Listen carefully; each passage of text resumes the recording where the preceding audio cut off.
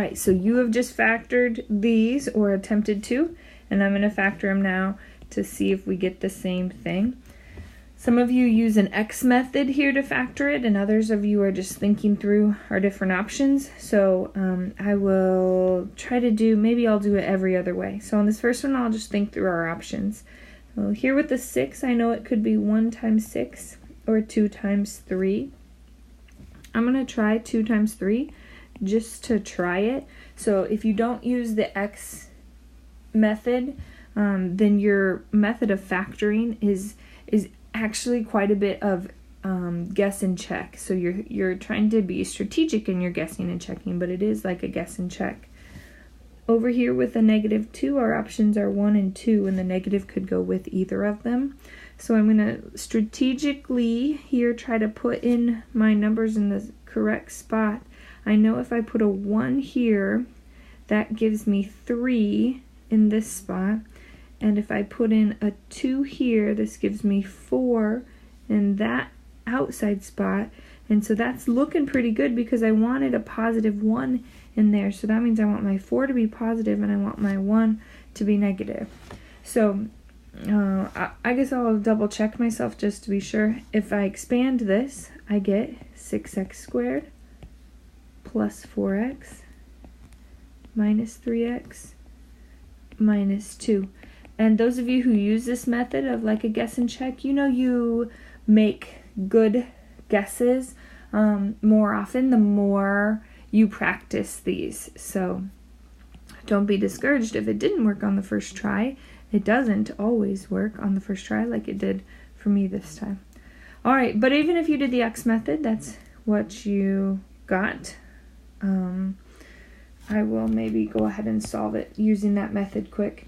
Remember, it's a times c on top, so -12, and b on bottom, which is 1. And so then you know it had to be a 4 and a -3 to multiply to get -12 and add to get a +1. So then you start with what we called temporary factors, and we call them that because they're not the actual factors. They don't work in the original problem to be its factors, but we can use them temporarily to get to our ones that do work. Then you divide by the a value. Okay, so that step right there was divide by a, and then reduce. So when I reduce, I get, let's see, 2/3 and 1/2 here. And then my last step, I take my denominator and I move it to the front. So my final answer here would be 3x plus 2 and 2x minus 1, which you can see is the same thing that we had originally with the guess and check method.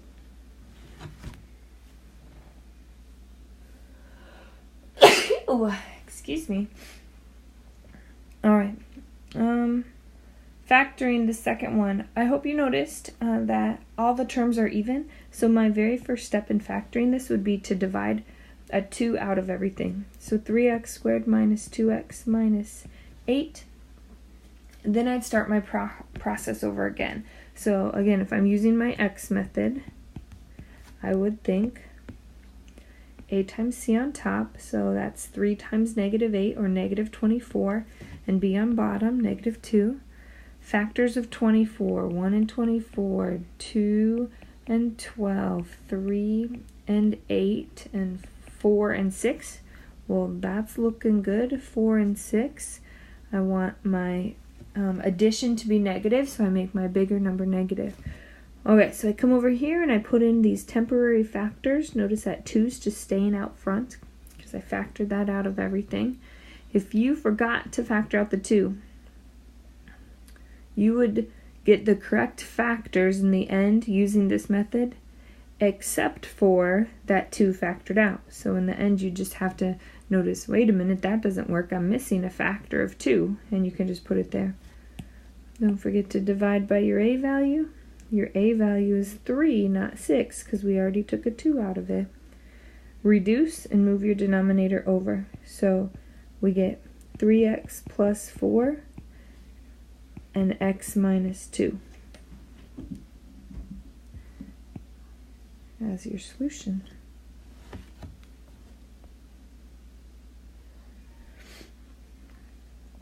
All right, for time-wise, I'm going to go ahead and skip the bottom two. Maybe, Mr. Barrick, you can go ahead and push pause and write up those factors quick. Here's the reason why we need to make sure we can factor. If I need to solve this quadratic algebraically, then I want to be able to factor it first so that I can look at my two polynomials that are multiplied by each other. So I'm going to subtract 12, and then I'm going to factor it. And I probably should have done this ahead of time so I don't have to guess wrong here, but so 1 and 12, 2 and 6, 3 and 4. So 5 times 3 is 15. If I put a 4 in here, 15 minus 4 is 11. I want the 15 to be negative and the 4 to be positive. All right, so I have it factored. Again, use your X method if you want to. I think you'll find that the X method does take a little bit longer, but some people are just more confident using it because it's less guessing and checking.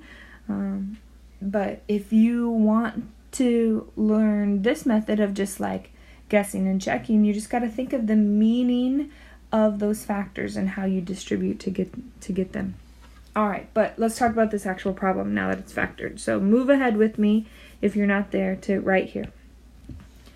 I have two things that are multiplied together, okay, this times this, and it ends up being positive. How can that be? What are the two different ways that I can multiply two numbers together and end up with a positive number? And maybe you're not as excited as I am about this, but I think that you probably just said either they're both positive, so 5x plus 4 is positive, and at the same time, x minus 3 is positive, or they're both negative, because a negative times a negative is positive. So, or 5x plus 4 is negative at the same time, and that's why we write the word and, because that's the overlap, that's the at the same time, x minus 3 is negative. And that is a really important first step. That is a really important thought process. So I multiplied these two things together and got a positive number. My only options were they were both positive or they were both negative. All right, so I'm going to quickly move along here. We solve these. X is greater than or equal to negative 4/5, and x is greater than or equal to 3. All right, we need to figure out what this is what this is right here. This is an and, meaning I need the overlap of them. So I need the overlap of, here's negative 1, so here's negative 4/5, okay? I need the overlap of where numbers are equal to 3 and bigger than it, and where numbers are equal to negative 4/5 and bigger than that. So where are both of those true? And we can see that happens right here. And so this whole part of solving this inequality just comes down to x is greater than or equal to 3. And then we can move on to the second side. And I solve these. All right, so solving these, subtract 4. Yeah, negative 4, divide by 5. I need that to be true, and at the same time, I need x to be less than or equal to 3. So how does that happen? Well, let me look.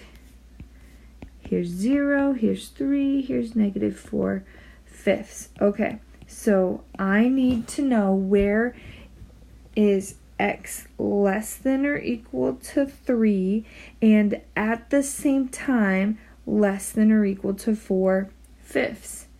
And I hope you can look at the graph or think about the numbers and say, oh, well, that's an and graph. And is for intersection, and that's only happening right here where both of them are graphed. And I would say, yes, you are right. It only happens right there. And that's where x is less than or equal to -4/5. Okay, but this original inequality was two separate sets. And so we still have this as our final answer, as my solution. It's where x is greater than or equal to 3, or x is less than or equal to -4/5. And if I were to look at that on a number line, we would say, all right, here's our actual solution. Greater than or equal to 3. This is an OR graph, so we're not looking for the overlap of these two sets. We're just looking for either one or both of them. And so there's the graph of this solution set. But what in the world does that actually mean? You were thinking it, weren't you? All right, this is what that means. If I were to graph it at this stage right here, that would be a parabola because it's an x-squared graph. We know it opens up, and it would look like this. Ish. And so where it is greater than 0, where it's above the x-axis, this area right here and this area right here is where x is greater than 3. Oh, so this right here must be 3, where it hits that spot. And this over here must be -4/5, because it is above the x-axis, right? That's what it means to be positive, to be greater than or equal to 0, is above the x-axis, and that happens where x is greater than or equal to 3. So everywhere along here, my graph is greater than 0. And everywhere along here, my graph is greater than 0. So this one we solved algebraically, and we're going to have to solve algebraically, but when I ask you to solve graphically, this is your thought process. So where does it equal 0? Then where is it above 0 if we're looking for greater than or equal to 0? And where is it below 0 if we're looking for where is it less than?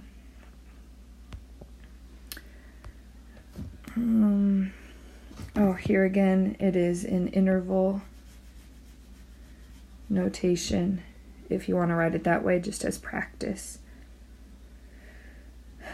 You guys are doing great. I feel like I'm talking way too much. This one's solving graphically. See if you can do that together. You're using your calculator. You're looking at the parabola, finding the zeros. Oh, maybe step 1 is to graph it. Y equals x squared minus 4x plus 1. Step 2 is to calculate the zeros. Remember, we do that in the menu. And then step 3 is to do a little analysis. Is it greater than 0? Because it says, where is it greater than 0? That means above the x-axis. On the outsides of the graph, or is it between your two zeros? And that's just something you'll look at and see. Here's another solve graphically. Here's a solving a cubic graphically. You see it's no longer a parabola, it's a cubic graph. Same idea. Projectile motion. I'm just running out of steam tonight, so let's pick up on this projectile motion Tuesday. And there we are. So you're welcome to save the projectile motion problems.